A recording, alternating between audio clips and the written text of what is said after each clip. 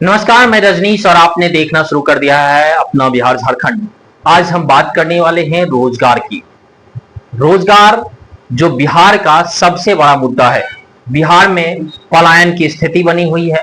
बिहार में कोई इंडस्ट्री नहीं है और लोग युवा रोजगार की तलाश में भटकते रहते हैं। ऐसे में सहायक रोजगार इंडिया युवाओं को रोजगार देने के लिए सामने आई है। सहायक रोजगार इंडिया के द्वारा कल भागलपुर शहर में रोजगार बांटा गया। आज हमारे साथ मौजूद हैं सहायक रोजगार इंडिया के जनरल मैनेजर अनिल प्रजापति। सीधा बात करते हैं, क्या है रोजगार से संबंधित इनके पास आइडिया और किस तरह से ये युवाओं को रोजगार दे रहे हैं।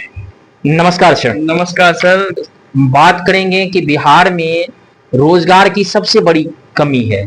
लोग बाहर जाने को मजबूर हैं, यहाँ पर इंडस्ट्रीज नहीं है और बाहर भी जाते हैं तो उनके पास में ऐसा बहुत सी तकलीफें होती है।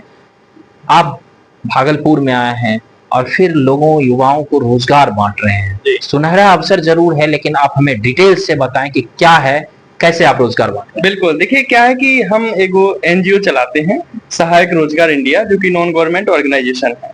और जो इसके तहत हम क्या करते हैं कि पूरे भारत में श्रमिकों और मजदूरों, दिव्यांग जनों के लिए काम करते हैं, जिसमें हम क्या कर रहे हैं कि सभी काम हमारे जमीनी स्तर से जुड़ के हो सके, सभी लोग हमारी सेवाओं का लाभ ले सके, जिसके लिए हम प्रत्येक ग्राम पंचायत लेवल पे रोजगार केंद्र स्थापित कर रहे हैं।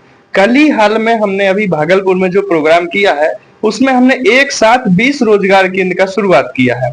और ये जो रोजगार केंद्र है, इससे हम 4 प्रकार की सेवाएं दे रहे हैं पंचायत के अंदर, जिसमें सबसे पहला, जैसे अभी आप बता रहे थे, रोजगार की समस्या बहुत ज्यादा बनी हुई है। क्योंकि अगर देखा जाए तो ऐसा नहीं है कि हमारे देश में रोजगार की कमी है। हमारे देश में तो रोज आए दिन नई नई बड़ी बड़ी कंपनियों का आविष्कार हो रहा है, लेकिन समस्या ये है कि लोग वहां तक पहुंच नहीं पा रहे हैं। लोगों के पास कोई माध्यम नहीं है। अगर कोई माध्यम है भी तो माध्यम ऐसा है, किसी बिचौलिए दलाल के चक्कर में लोग फंस जा रहे हैं। लोगों का ट्रस्ट खत्म हो रहा है। क्योंकि अगर आज कोई व्यक्ति बाहर काम करने के लिए जा रहा है तो उसको काम तो करवा लिया जा रहा है, लेकिन पैसे की कोई जिम्मेदारी नहीं है, उसकी अन्न सुरक्षा की कोई जिम्मेदारी नहीं है। तो हम सहायक रोजगार इंडिया के माध्यम से ना सिर्फ युवाओं को रोजगार दे रहे हैं, बल्कि जो सरकार के द्वारा बनाई गई योजनाएं हैं, उन सभी योजनाओं की भी हम लोगों को ना सिर्फ जानकारी दे रहे हैं, बल्कि उन योजनाओं का वो लोग लाभ कैसे उठा सकते हैं, उसका हम लोग पेपर वर्क करके भी उन लोगों को देते हैं, ताकि लोगों तक उनका लाभ मिल सके। अभी आपको तो शायद पता होगा, बाकी श्रमिकों को आज भी पता नहीं है कि अगर कोई भी मजदूर श्रमिक हमारे आपके यूपी बिहार किसी भी राज्य से अगर भारत के किसी भी राज्य में काम करने जाता है, तो और काम करते दौरान अगर उसकी डेथ हो जाती है, मृत्यु हो जाती है, तो उसको पीएफ फंड की तरफ से 7.5 लाख रुपए की राशि तुरंत मिलती है, जो कि उस श्रमिक को पता ही नहीं है। और हमारी जो संस्था है, ना सिर्फ उसको रोजगार से जुड़ रही, बल्कि वो राशि दिलवाने में भी मदद कर रही है। साथ ही पेंशन के आधार पर उस श्रमिक की नॉमिनी को 2000 से लेके 5000 रुपए हर महीने पेंशन भी मिलता है, वो भी हम लोग ही उसको करवा के देते हैं। अभी आपने रोजगार केंद्र की बात की, सबसे शुरुआत में रोजगार, ये रोजगार केंद्र क्या है और किस तरह से आप लोगों को रोजगार केंद्र। बिल्कुल, देखिए रोजगार केंद्र एक ऐसा स्थान है कि जो हम पंचायत लेवल पर एक ऑफिस टाइप का हम प्रत्येक पंचायत में खोल रहे हैं, और प्रत्येक ग्राम पंचायत से हम एक व्यक्ति का चयन कर रहे हैं। उसको हम प्रॉपर वे में एक 7 दिन का एक प्रशिक्षण देते हैं और उनको हम बताते हैं कि आपको हमारी सेवाओं को लोगों तक कैसे पहुंचाना है। क्योंकि हमारी जो संस्था है सहायक रोजगार इंडिया, इसका बड़ी बड़ी कंपनी के साथ टाई अप है, जैसे Tata Motors, Maruti Suzuki, Reliance industry और भी तमाम बड़ी बड़ी जो रजिस्टर्ड नामी कंपनियां हैं, तो इनके साथ हमारे टाई अप है, अनुबंध है। और जब भी इन कंपनियों में वैकेंसीज आते हैं तो हमारे पास वो मेल आते हैं, और उस मेल के आधार पर हम देखते हैं कि जितने भी राज्य में हमारे जहां जहां भी रोजगार केंद्र संचालक हैं, और रोजगार केंद्र संचालक के अलावा अभी हमने प्रत्येक जिला लेवल पे 2 कोऑर्डिनेटर को भी रखा हुआ है, जिनका काम ये रहता है कि जो वैकेंसीज हम उनको दिए हैं वो अपने पंचायत लेवल पर उस व्यक्ति तक पहुंचाए, केंद्र संचालक को। तो उस वैकेंसी के आधार पर केंद्र संचालक क्या करता है कि जो उसके पास डेटाबेस होता है अपनी पंचायत का, जो लोगों के उसने हमारे वेबसाइट पे आवेदन किए हुए हैं, तो उन लोगों को वो फिल्टर करके देखता है कि जैसे मान लीजिए हेल्पर का वैकेंसी है, ड्राइवर का वैकेंसी है, कोई कारपेंटर का वैकेंसी है, पेंटर का वैकेंसी, आईटी वाले का वैकेंसी, मतलब टेक्निकल हो, नॉन टेक्निकल हो, पढ़ा लिखा हो, कोई भी व्यक्ति हो, तो सभी प्रकार के हमारे पास रोजगार उपलब्ध रहते हैं। और वो रोजगार का जो वैकेंसी होता है हम केंद्र संचालक को देते हैं। केंद्र संचालक का काम रहता है कि अपने पंचायत से लोगों को भेजेगा काम के लिए, और उसमें पूरी जिम्मेदारी सहायक रोजगार इंडिया की रहती है। यहाँ तक कि उस श्रमिक का आने जाने का भी अगर किसी प्रकार का सुविधा होता है तो वो जो एक्सपेंस उसका रहता है वो भी संस्था पे करती है, लेकिन बाद में उस श्रमिक की सैलरी से उसका वो भी डिडक्शन कर लिया जाता है, लेकिन सहायता हम लोग प्रॉपर देते हैं श्रमिक को। मान लीजिए अगर किन्हीं को बिहार में प्रॉपर जॉब करना है, बिहार में फैक्ट्रीज बहुत कम है, क्या बिहार के फैक्ट्रियों से भी आपका जुड़ाव है? देखिए हमारे अनुबंध हर जगह है, लेकिन सर समस्या यह है कि अगर किसी श्रमिक को हम बिहार में काम देते हैं तो आप भी जानते हैं कि लोकल है तो लोकल में लोकल के हिसाब का सैलरी स्ट्रक्चर रहेगा।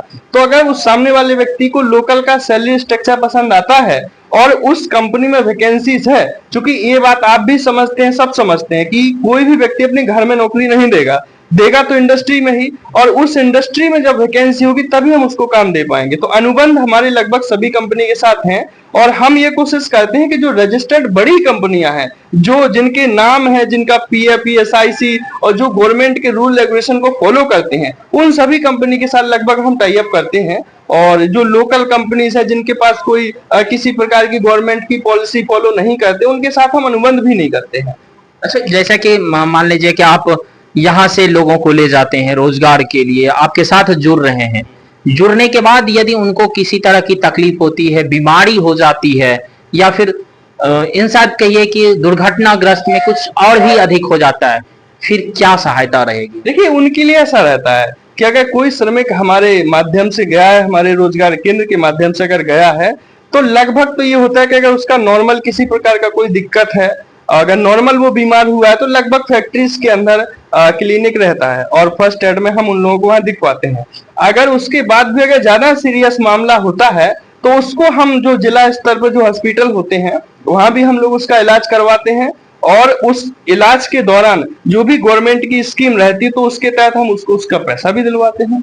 और अगर इनकेस उस श्रमिक की मजदूर की डेथ हो जाती है तो अभी हम ये नहीं कहेंगे कि हमने अभी शुरुआत कर दिया है, लेकिन हम ये कोशिश कर रहे हैं कि आने वाले समय में हम मुफ्त एम्बुलेंस सेवा लॉन्च करने वाले हैं, कि अगर किसी मजदूर श्रमिक का ना सिर्फ हमारी ही द्वारा गए हुए श्रमिक की, या भारत के किसी भी राज्य में अगर वो काम कर रहा है और हमारी संस्था का वो सदस्य है, जुड़ा हुआ है, उसने हमारा रोजगार कार्ड बनाया हुआ है, तो उसकी डेथ बॉडी को, उसके पार्थ शरीर को हम लोग मुफ्त अपनी एम्बुलेंस के माध्यम से उसके घर तक पहुंचाएंगे, फ्री में, कोई चार्ज नहीं। बिहार में अभी चुनाव है, क्या चुनाव की भी है कोई राजनीति? देखिए चुनाव का तो हम किसी के बारे में कुछ नहीं कहना चाहेंगे, लेकिन ऐसा है कि हमारा जो मेन जो काम है रोजगार से संबंधित, स्वरोजगार से संबंधित और सरकारी योजनाओं के संबंधित, तो लगभग हमारा यही काम है। और इलेक्शन जो भी है और जो भी नेता लोग हैं, इन सब लोगों पे लगभग हम कुछ नहीं कहेंगे। जो अपने आप में कर रहा है बहुत अच्छा कर रहा है, और जो जैसा कर रहा है उसका उस हिसाब से अपना रिजल्ट आ रहा है, तो उसके लिए हम कुछ नहीं करेंगे। मेरे लिए सब बढ़िया। No comment. यस।